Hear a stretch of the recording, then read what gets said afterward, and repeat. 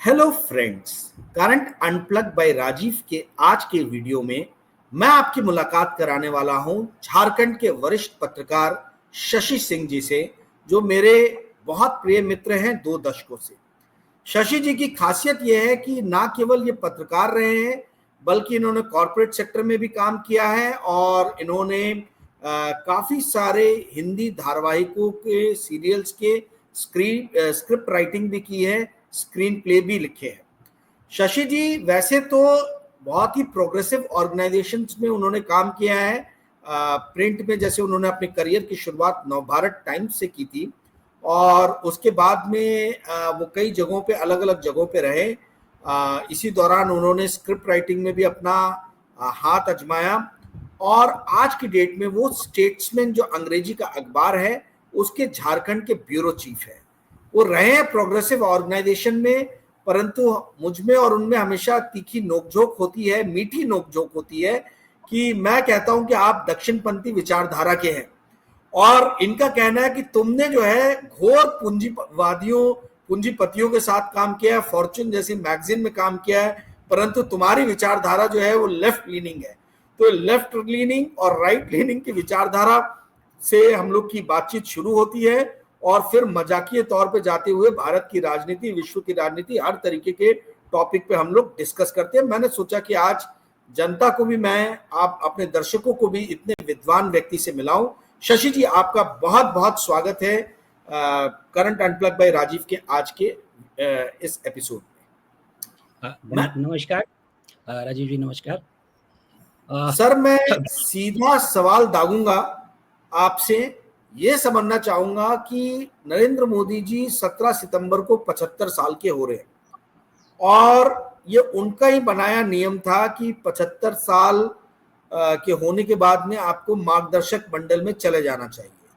तो मैं ये जानना चाहता हूं कि नरेंद्र मोदी के बाद ये दक्षिणपंथी राजनीति किस दिशा में जाएगी? क्या अमित शाह जी जो हैं वो नरेंद्र मोदी को रिप्लेस, या कोई दूसरा अन्य लीडर जो आप देखते हैं, क्या आज वो ऐसी स्थिति में है कि नरेंद्र मोदी जी को रिप्लेस कर पाए? जी शशि जी। सबसे पहले तो मैं ये पंथ वाली बात स्पष्ट कर दूं, ये वाम पंथ और दक्षिण पंथ, हम मध्य पंथ वाले लोग हैं। और मध्य वालों के साथ दिक्कत क्या होती है ना, उसको वो चूंकि वो वाम के थोड़े दक्षिण में रहते हैं तो वो दक्षिण वाले हो गए, और वो दक्षिण वाले के थोड़े बाएं रहते हैं तो बाएं हो गए। तो हम जो बीच का जो स्पेस है ना, जिसमें अब जगह बची नहीं है, वहां पे सफोकेटिंग जो सिचुएशन है, वहां पर हम लोग किसी तरह जीने और सांस लेने की कोशिश कर रहे हैं। तो मैं वहां से बिलोंग करता हूँ, ये स्पष्ट कर दूं। ये पहली बात स्पष्ट हो गई। अब आते हैं नरेंद्र मोदी जी की 17 तारीख को, वो भी सितंबर बॉर्न है, मैं भी सितंबर वाला ही हूँ। 75 के हो जाएंगे, ये ऐतिहासिक मोमेंट है।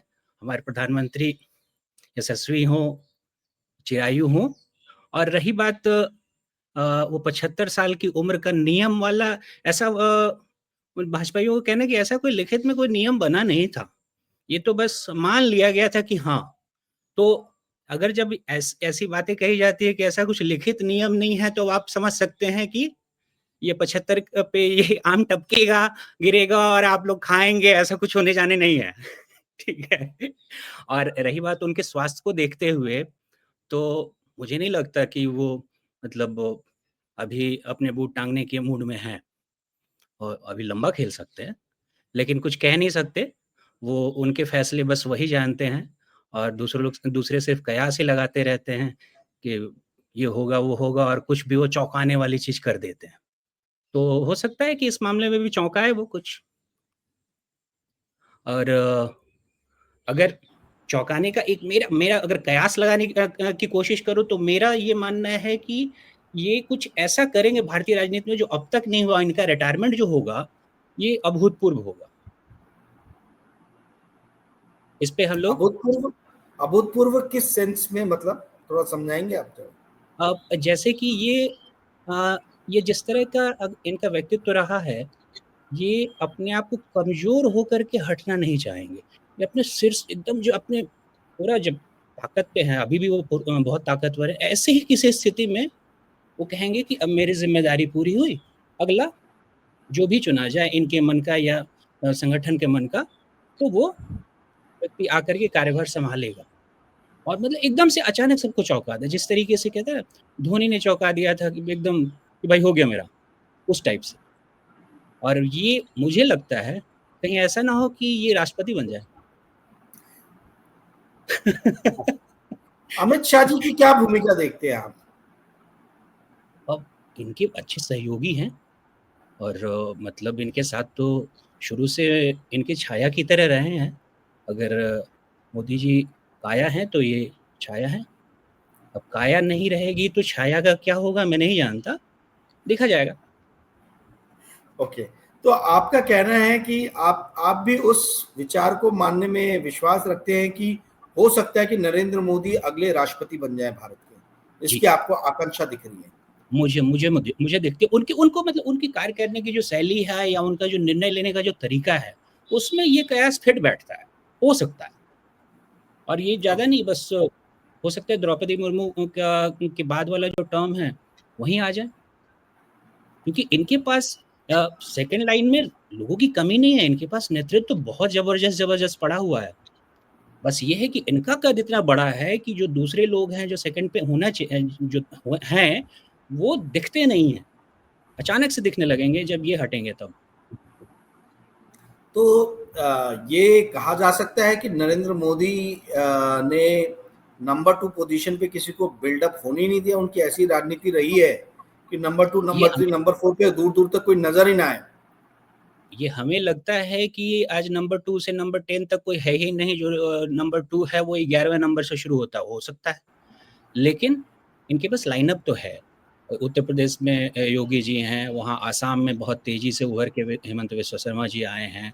और अभी चूँकि इनके नेतृत्व बिल्डिंग का जो प्रोसेस है वो संघ का, चूँकि आप नागपुर में बेहतर जानते हैं कि ये लोगों का संघ संघ वाले अपने नेतृत्व को कैसे बिल्ड करते हैं, वो एकदम से आपको मतलब छुपा के रखेंगे, अचानक से चेहरा सामने कर देंगे। मध्य प्रदेश में जब उमा भारती जी का मतलब राज से उनको जो हटाया जा रहा था, हटी थी, उस समय शिवराज सिंह चौहान जी लगभग कोई नहीं जानता। अचानक से आकर के सामने रख दिया और एक आदमी बोले 4 टर्म तक मुख्यमंत्री रह गया और ऐसा नेतृत्व, मतलब उनको एक अच्छा नेता तो माना ही जाता। तो उस तरीके से इनके यहाँ नेतृत्व को लेकर के ना मतलब कभी भी संकट नहीं रहा है। इनका एक स्वयंसेवक भी इनको लगता है कि हाँ, एक स्वयंसेवक को भी हम प्रधानमंत्री बना देंगे, वो चला लेगा। इनका कॉन्फिडेंस ऐसा है। तो वो नंबर 2 की चिंता नहीं है, मतलब इनको चिंता नहीं है। बस ये है कि जब तक ये है तब तक इनको 1 से 10 तक रहने दो, कोई दिक्कत नहीं। अच्छा, ये बताइए, आज उपराष्ट्रपति का चुनाव हो रहा है। हाँ, आपको क्या लग रहा है कि भारत की भविष्य की राजनीति जो है, ये उपराष्ट्रपति के इलेक्शन के रिजल्ट से बहुत कुछ डिफाइन होगी? बहुत ज़्यादा तो नहीं, कायदे से अगर देखा जाए तो अभी जो इससे पहले जिस कारण से बीच में उपराष्ट्रपति का चुनाव हो रहा है, तो पुराने वाले जो धनखड़ साहब थे, उनको लेकर के जो कयास थी, लगभग अब हर किसी ने उसको सच मान लिया है कि वो वर्तमान सरकार के खिलाफ कुछ षड्यंत्र कर रहे थे। मतलब पुष्ट तो कभी भी नहीं है, लेकिन लगभग सब लोग मानते हैं कि ऐसा ही कुछ था, इसलिए अदरवाइज कोई कारण नहीं था। उनका हेल्थ भी वैसा कुछ नहीं था कि हेल्थ के कारण से उनको हटना पड़ा। लेकिन ये इस पद पे चुनाव नहीं भी होता तो चलता, सर्वसम्मति से भी किसी को बना दिया जाता, कोई दिक्कत नहीं थी। लेकिन अभी जो इंडिया गठबंधन है, अपनी एकजुटता दिखाने के लिए, अपना शक्ति प्रदर्शन करने के लिए लेकर के आए हैं यहाँ जज साहब को। तो ठीक है, जो राजमाइश हो जाए, आपको तो आज लग रहा है शाम कि तक फाइट खत्म। आपको लग रहा है कि फाइट है? फाइट क्या है कि इसमें तो देखिए, उपराष्ट्रपति के चुनाव में व्हिप वगैरह तो जारी होता नहीं है, कुछ अपने पर्सनल रिलेशन पे भी लोग इधर उधर वोट कर ही देते हैं इसमें। और ऐसे तो नंबर्स तो एनडीए वाले गठबंधन की तरफ ही है, नंबर्स को लेकर के वो आश्वस्त हैं। फिर भी ठीक है, अब चुनाव है तो है। मतलब ये भी इनने इनने भी यहाँ पे झारखंड भी आए थे, तो इनने यही कहा कि लोग अपने दिल के सुनेंगे। अब ये दिल की सुनेंगे, जिसको कि हम लोग क्रॉस वोटिंग कहते हैं, वो दिल की आत्मा की आवाज़ वगैरह जैसा शब्द कह रहे थे। देखते हैं कितने की आत्मा की आवाज़ इधर के लिए उधर से गूंजती है, उधर के लिए इधर से गूंजती है। ये तो आज शाम तक स्पष्ट हो ही जाएगा। लेकिन मेरा तो आप मानना है बहुत कि सर्वसम्मति होनी चाहिए थी, ये वैसा कुछ है नहीं इसमें, अननेसेसरी बिना मतलब का चुनाव हो रहा है ये वाला। आप मतलब बहुत ज्यादा इस चुनाव के रिजल्ट को रीड मतलब ये नहीं कर रहे कि इससे कुछ इसमें कुछ डिकोड करने भारत की की, जी, ऐसा कुछ भी क्रिप्टो नहीं है, ये सब स्पष्ट है। मतलब एनडीए निकल जाएगा, आप ऐसा मान के चल रहे कि एनडीए का मतलब वो मतलब दिल की आवाज कुछ और आने लगे बहुतों को तो कुछ कह नहीं सकता, लेकिन अभी तक तो साफ साफ दिख रहा है कि एनडीए ही आ जाएगी। सीपी राधाकृष्णन जी अगले उपराष्ट्रपति हो सकते हैं, ऐसा आपको लग तो रहा ये है? हमारे झारखंड का राजभवन बड़ा ही मतलब लकी साबित हो रहा है। मुर्मू जी पहले बनी वहां से, पहले अभी ये उनके ये भी उपराष्ट्रपति वहीं से निकल के बनेंगे। हाँ, तो मेरी झारखंड चिंता इस बात की है महाराष्ट्र के कि पहले जी। हाँ हाँ, महाराष्ट्र के पहले यहाँ थे। अब तो मुझे लग रहा है कि कहीं हमारे जो अभी करंट वाले हैं उनके बारे गंगवार जी, उनके मन में भी कुछ कुछ हो रहा होगा कि अगली बार मेरा भी नंबर लगेगा। अच्छा खैर मुझे ये ये बताइए जी, जी ये आपको थोड़ा सा आश्चर्य में डालने वाली बात नहीं लगी कि दोनों के दोनों ही कैंडिडेट यूपी और एनडीए के साउथ से दिए गए? ये थोड़ा सा एक अलग सा आपको नहीं ट्रेंड नजर आ रहा है? हाँ, ये थोड़ा सा मतलब हैरान करने वाला है, लेकिन दोनों की अपनी अपनी मजबूरी रही होगी और अपना अपना कैलकुलेशन रहा होगा। जहाँ तक मुझे एनडीए गठबंधन का दिख रहा है, वो बहुत जद्दोजहद कर रहे हैं दक्षिण की तरफ अपना पैर पसारने के लिए। तो इनके जैसा एक मतलब निष्ठावान कैंडिडेट इनको मिल गया तो ठीक है, दाव लगा दिया।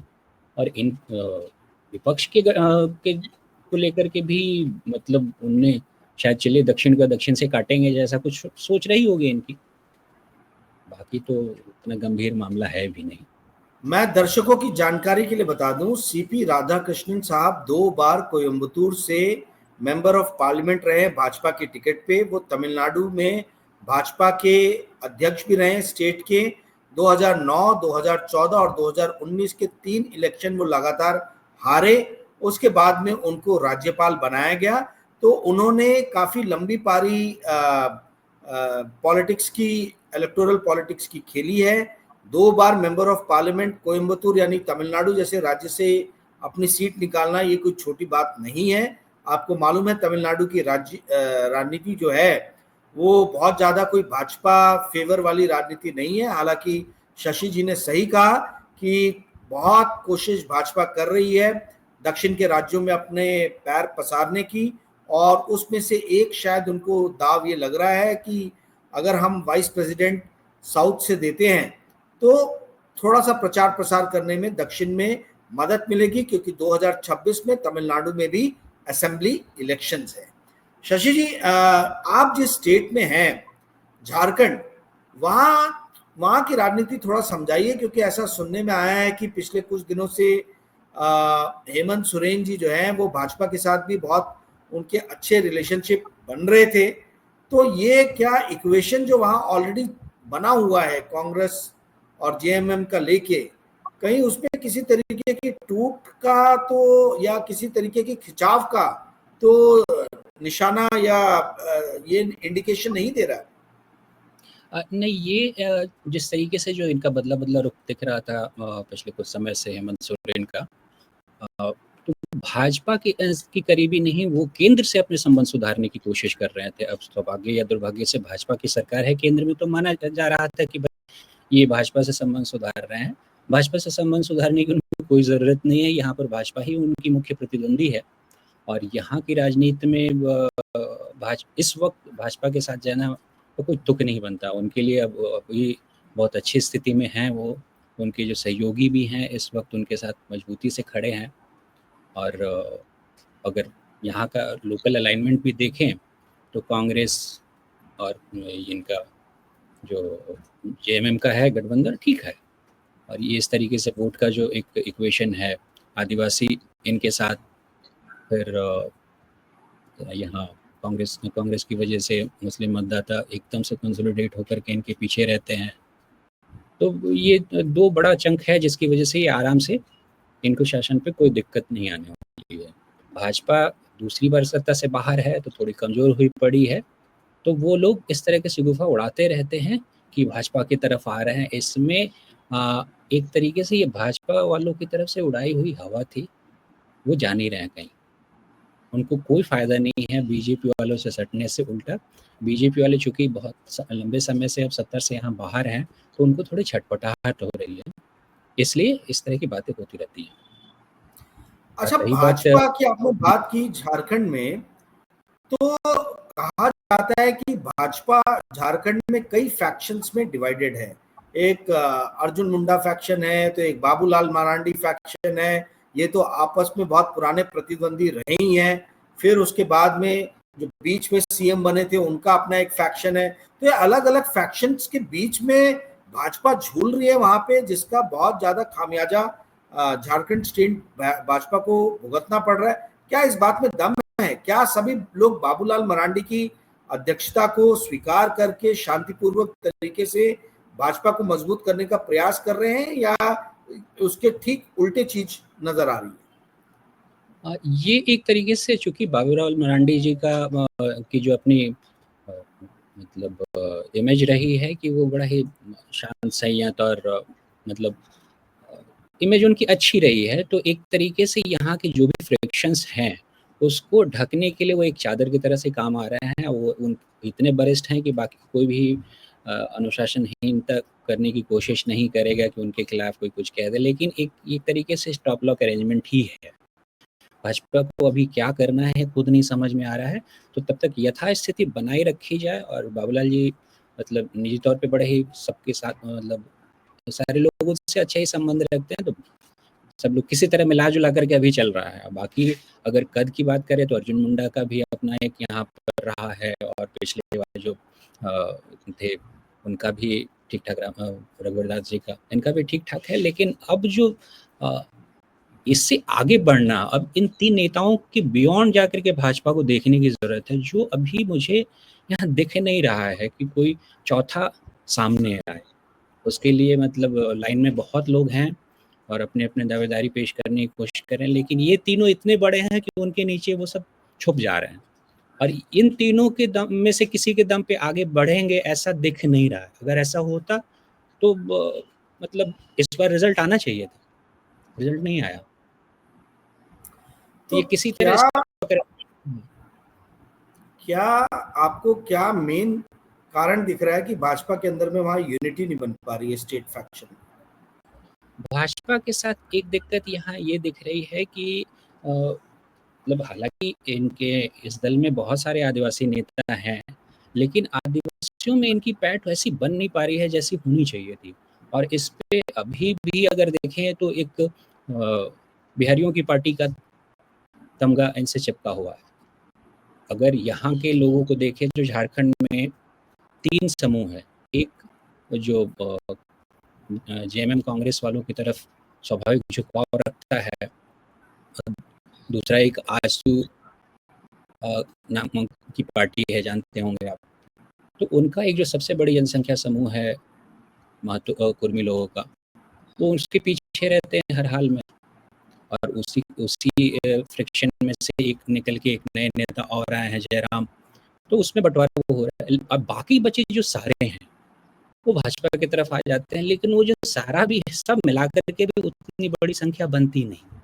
तो ये बाहरी और वहीं के लोकल लोगों के बीच का एक संघर्ष जो बाबूलाल मरांडी ने अपने फर्स्ट टर्म में जब झारखंड बना था तब जो शुरू किया था, जिसके कारण उनको बाहर का रास्ता दिखाया गया था, क्या वैसा ही बाहरी और लोकल लोगों का झगड़ा अभी भी मेंटेन है क्या? नहीं, ये पार्टी के अंदर में राजनीति के लिए ये विषय बड़ा ही रोचक रहता है, लेकिन जमीन पे ये स्टैंड नहीं करता, क्योंकि यहाँ बहुत से आपको ऐसे लोग था, तो ये भी बिहार है ना, यहाँ अभी आपको लोग मिल जाएंगे 100 साल से अगर रह रहे हैं, या बहुत सारे जैसे यहाँ आपको पलामू का जो क्षेत्र चले जाइए, वहाँ का कल्चरली वो बिहार के ज़्यादा करीब है बनिस्बत झारखंड के।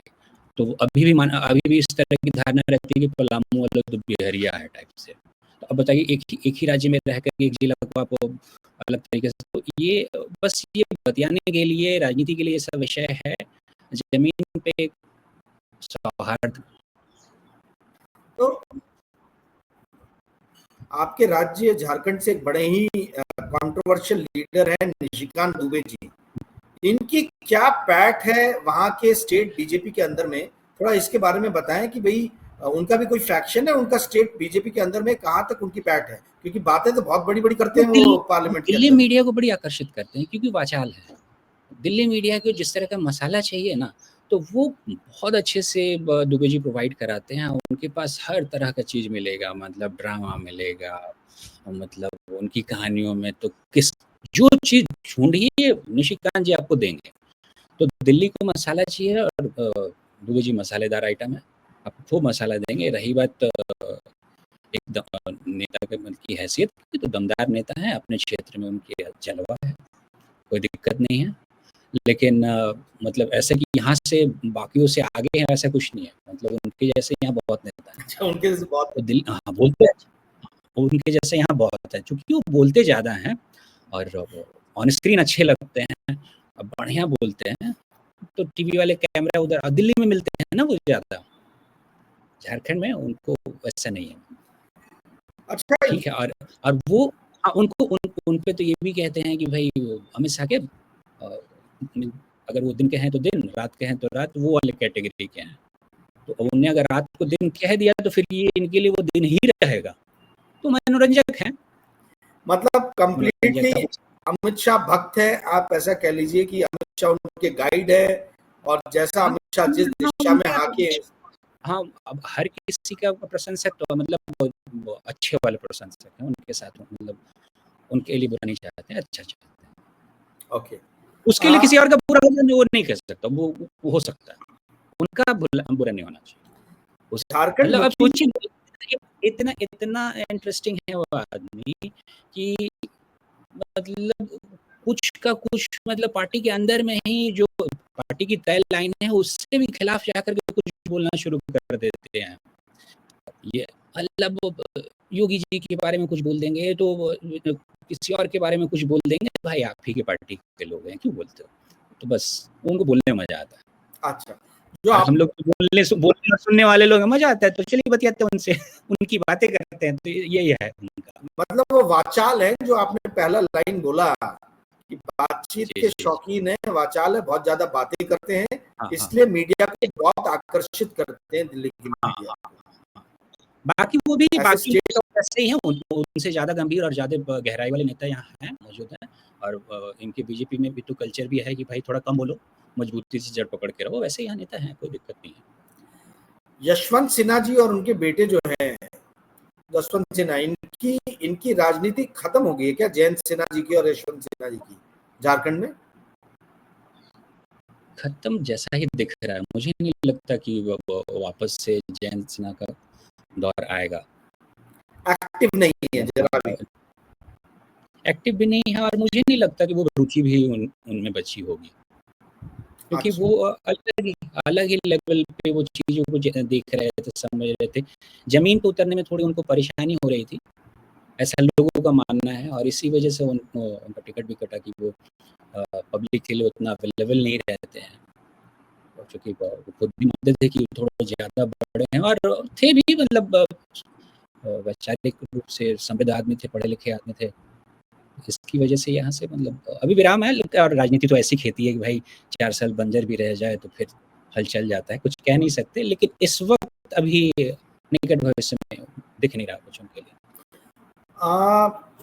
हेमंत सोरेन के बाद झारखंड मुक्ति मोर्चा में आपको क्या लीडरशिप कोई डेवलप होती हुई नजर आ रही है, मतलब आफ्टर हो गई हेमंत निश्चित, सोरेन तो क्या है? ये तो सवाल ही नहीं बचा। अब उनके पास तो मतलब कल्पना सोरेन इतनी शानदार नेता के रूप में उभरी हैं कि क्या ही बताया जाए। मतलब काश वो परिवारवादी पार्टियों में इस तरह का नेतृत्व उभरे तो फिर परिवारवाद का तो से तो कोई दिक्कत ही ना रह जाए। बहुत ही शानदार तरीके से, जिस तरीके से अपने पति के साथ कंधे से कंधा मिलाकर खड़ी रहीं, और ज़मीन से लेकर के आसमान तक उनके साथ है, दुख सुख का साथी जिसको कहते हैं। और मुझे नहीं लगता कि भारत में, सिर्फ झारखंड में नहीं, भारत में इस कपल जैसा कोई राजनीतिक जुड़ा दिखता नहीं मुझे। और जब तक कल्पना सोरेन जैसा किसी के साथ साथी हो राजनीति या किसी भी फील्ड में, उसका कोई कुछ नहीं बिगाड़ पाएगा। तो हेमंत के लिए बहुत ही अच्छा है ये कल्पना सोरेन का उभरना। ओके, मतलब आफ्टर हेमंत सोरेन नंबर 2 पे आज की डेट में कल्पना सोरेन ही भूमिका निभा रही है। बिल्कुल और ये जो बिल्कुल कांग्रेस बिल्कुल। के लीडर है सुबोध कांत सहाय, और ये इन लोगों की क्या भूमिका है झारखंड में आज की सुबोध डेट में रहने में? सुबोध जी तो मतलब उम्र हो गई है बहुत, तो मतलब तो रिटायर वाला मोड में है। बस एक तरीके से सीरियसली अब उनकी उम्र हो गई और इस बार तो उनकी बेटी को भी टिकट मिला था, तो वो भी अपने लेगेसी को नेक्स्ट जनरेशन की तरफ कैरी फॉरवर्ड कर ही रहे हैं। तो जब अब नेक्स्ट जनरेशन को उतार देते तो आपको रिटायर मान लिया जाता है, पर उम्र भी हो गई, मतलब इसमें कोई दिक्कत वाली बात नहीं। कांग्रेस में कौन ऐसे सार्वजनिक रूप से दिखते रहते हैं और उनका मतलब सम्मान है राजनीतिक जी में, मतलब उनको सम्मान से देखा। कांग्रेस के कौन बड़े लीडर्स हैं वहां पर, इसके बारे में थोड़ा जानकारी दीजिए, क्योंकि झारखंड की राजनीति के बारे में बहुत कुछ पता नहीं है हमारे दर्शकों को, थोड़ा समझाइए। भाजपा का तो मालूम है कि भैया अर्जुन मुंडा हैं, बाबूलाल मरांडी हैं, है ना, जेएमएम के भी फिगर्स नजर आते हैं। कांग्रेस का क्या वहां राजनीति में, एक तो मैंने सुबोध कांत चाहे नाम नहीं लिया, बट और वहां पे क्या कांग्रेस की लीडरशिप है, थोड़ा सा उस पर प्रकाश डालें। कांग्रेस में तो सिर्फ एक ही नेता है, राहुल गांधी, उसके अलावा कोई नेता कहाँ? वो तो बताए। झारखंड के अंदर कोई लीडर आपको नजर नहीं आ रहा है, तो नेशनल लेवल की आपने बात कर दिया।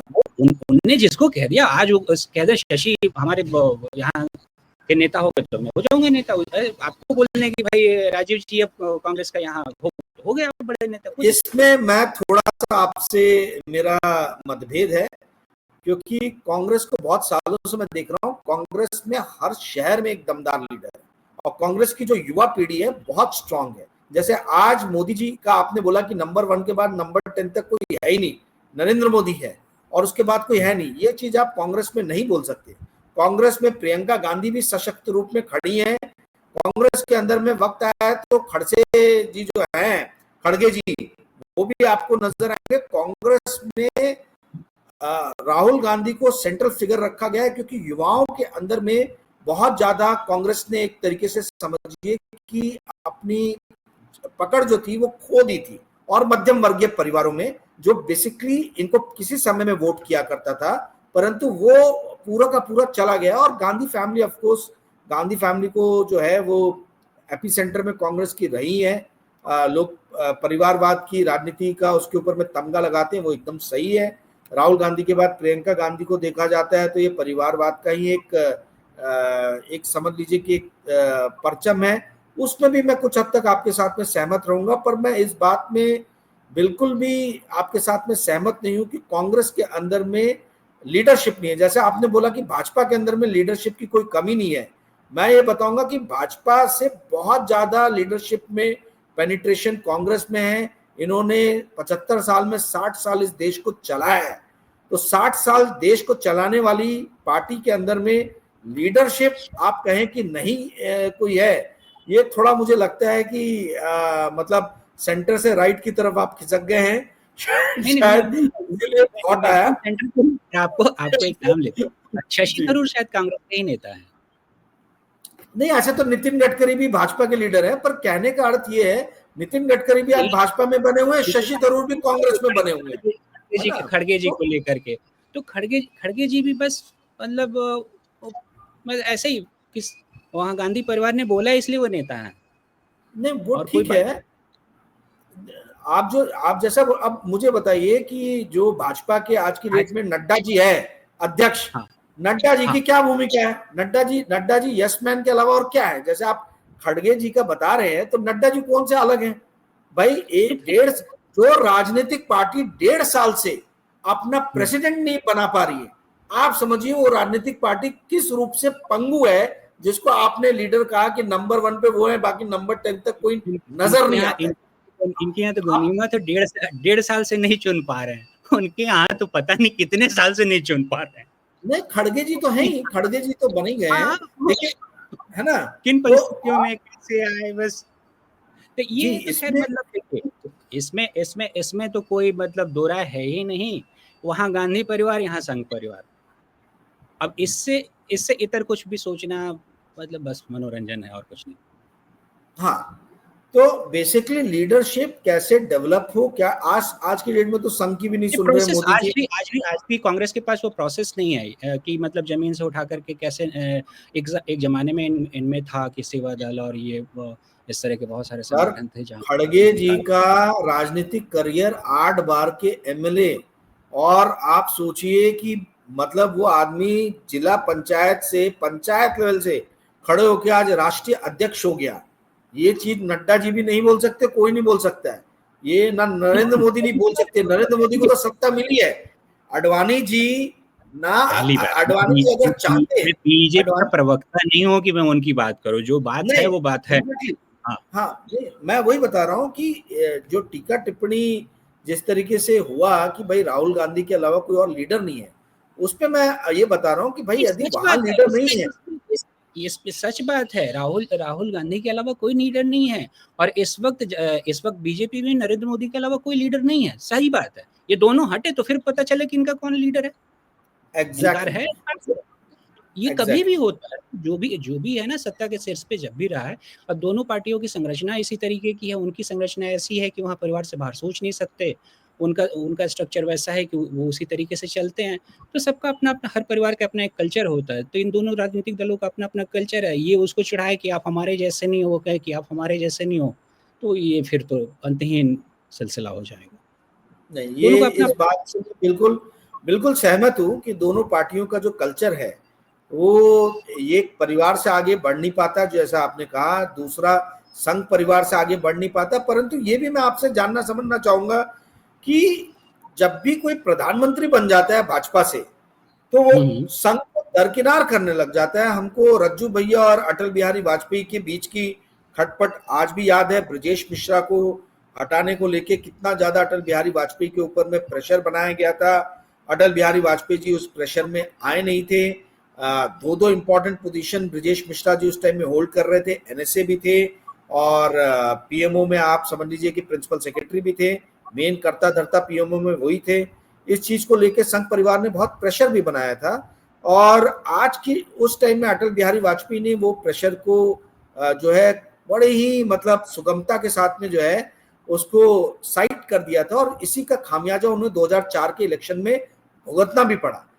आज भी हम देख रहे हैं कि नरेंद्र मोदी जी जी आज हम देख रहे हैं कि नरेंद्र मोदी जी के साथ में भी कुछ इसी तरीके की समस्याएं खड़ी हो रही हैं। संघ से जो जुड़े हुए लीडर्स हैं जैसे नितिन गडकरी जी हुए, उनकी काफी तलख टिप्पणियां आ रही हैं।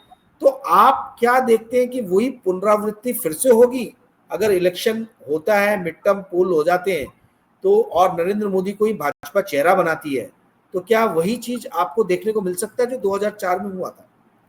मिड टर्म पोल मतलब ये समझा नहीं मैं। मैं ये बोल रहा हूं कि जिस तरीके से 2004 में संघ का समर्थन भाजपा को नहीं मिला था, क्या वैसा ही हो सकता है मिड टर्म पोल में? यदि मिड टर्म पोल होता है किसी कारणवश तो लोकसभा का, तो क्या वैसी ही स्थिति भाजपा यदि नरेंद्र मोदी को अपना चेहरा बनाती है तो क्या वैसी स्थिति की पुनरावृत्ति हो सकती है जहां संघ जो है वो भाजपा को सपोर्ट ना करे जैसे नहीं, कभी ऐसा 2004 में हुआ था? नहीं, 2004 में भी ये नहीं हुआ था। और संघ भाजपा को सपोर्ट ना करे, ये हो ही नहीं सकता। हाँ, ये होता है कि कई बार थोड़ी से जैसे कि उनको अगर अपने मन का नहीं दिखा नेता, तो वो थोड़े से निष्क्रिय हो जाते हैं, लेकिन विरोध में चले जाएं, ऐसा नहीं होता। और ये हम लोग दूसरी टॉपिक आपने जब छेड़ा था वो कुछ और ये था कि मतलब इनके नेतृत्व में नेतृत्व को जो संगठन का जो संघ का जो स्ट्रक्चर है आप देखेंगे, तो संघ प्रमुख हो या फिर जो बीएचपी हो या फिर इनका राजनीतिक मामला ये भाजपा का है, तो जब जब कोई बड़ा व्यक्तित्व तो किसी पद पे आता है तो दूसरे वाले पे उसको दबाव दिखने लगता है। जैसे एक जमाने में बीएचपी के अशोक सिंघल का कद इतना बड़ा था कि संघ के दूसरी जगहों पे जैसे कि भाजपा का या फिर बाकी लोग उससे मतलब छोटे जैसे लगने लगते हैं। तो ये होता है, हर बार होता रहा है। इस वक्त इस पूरे इकोसिस्टम में नरेंद्र मोदी बहुत बड़े नेता हैं। अब यहाँ पर अगर लोग इनका टकराव भी देखना चाहे संघ प्रमुख और उनमें इनमें कभी टकराव, वो अंदर की बातचीत है, वो अपना अपना समझ लेंगे ये लोग, वो कभी भी एक दूसरे के खिलाफ नहीं जाएंगे। ये हम लोग ना बस कयास लगाते रहते हैं कि अब इनका ये अब तो हो जाएगा। 100 साल से ये ऐसे ही चल रहा है। ये जहाँ फाइनली इनको नुकसान होता दिखेगा ना, तो वहाँ पर ये आकर के इकट्ठा हो जाएंगे। हाँ, थोड़ा बहुत रस्सी खींचते उचते रहते संतुलन बनाने के लिए। जैसे 2004 वाला जो आपने जिक्र किया, तो उसमें थोड़ा सा संतुलन बिगड़ा, तो फिर उसका खामियाजा कितना जबरदस्त इनको भोगना पड़ा। 10 साल तक वो चीज़ इनके हाथ से चली गई। तो हर गलती से सीखते रहते हैं, तो इस तरह की गलती करने वाले नहीं है। इस बार के इलेक्शन जो पिछला बीता, उसमें भी लोगों ने तो ऐसा ही सोच रखा था, अब की बारी नहीं होगा, मतलब मोदी जी नहीं आएंगे। मिला जुला करके सब आ गए ना। बोलने को तो यहाँ हम लोग खड़ा करते रहते हैं मोदी जी के खिलाफ, गडकरी जी हैं तो वो हैं, कोई नहीं। एंड ऑफ द डे जब सब जब सब के सब प्रार्थना करते समय जैसे पंक्ति में लगते हैं ना, एन मौके पे सब पंक्ति में लग जाएंगे, नमस्ते सदा वसले शुरू हो जाएगा ये। तो शशि जी का कहना है कि सत्ता का सुख भोगने के लिए जो है, भले ही भाजपा के अंदर में बाहर से कितने भी अलग अलग फैक्शंस नजर आते हैं, भले ये नजर आता है कि संघ और मोदी जी में खटपट है, पर जैसे ही सत्ता के सुख से वो दूर होते हुए नजर आते हैं, ये सारे फैक्शंस अपने बीच के मतभेदों को भूल के फिर से एक हो जाते हैं और फिर एकजुट होके जो है वो विपक्ष के ऊपर में टूट पड़ते हैं सत्ता को वापस से प्राप्त करने के लिए। ऐसी हमेशा से अंदर से संरचना रही है। 2004 से सीख ली है भाजपा ने भी, जो 2004 में इलेक्शन का रिजल्ट हुआ था जहां पे संघ से थोड़ा सा दुराव हुआ था, उस चीज से सीख लेके अब हमें ये इस तरीके के मतभेद जो है वो संघ और भाजपा के बीच में नजर आए, ऐसी आकांक्षा, ऐसी अपेक्षा नहीं करनी चाहिए, ऐसा शशि जी का कहना है। शशि जी, आपके साथ बात करके बहुत मजा आया और हम आपको टाइम टू टाइम कष्ट देते रहेंगे आपके विचार जानने के लिए झारखंड की पॉलिटिक्स पे, नेशनल पॉलिटिक्स पे। बहुत बहुत धन्यवाद आज करंट अनप्लग बाय राजीव के दर्शकों के लिए समय निकालने के लिए। Thank you sir. आपसे बात करना हमेशा हमेशा मनोरंजक मजेदार रहता है, आज का भी रहा। धन्यवाद।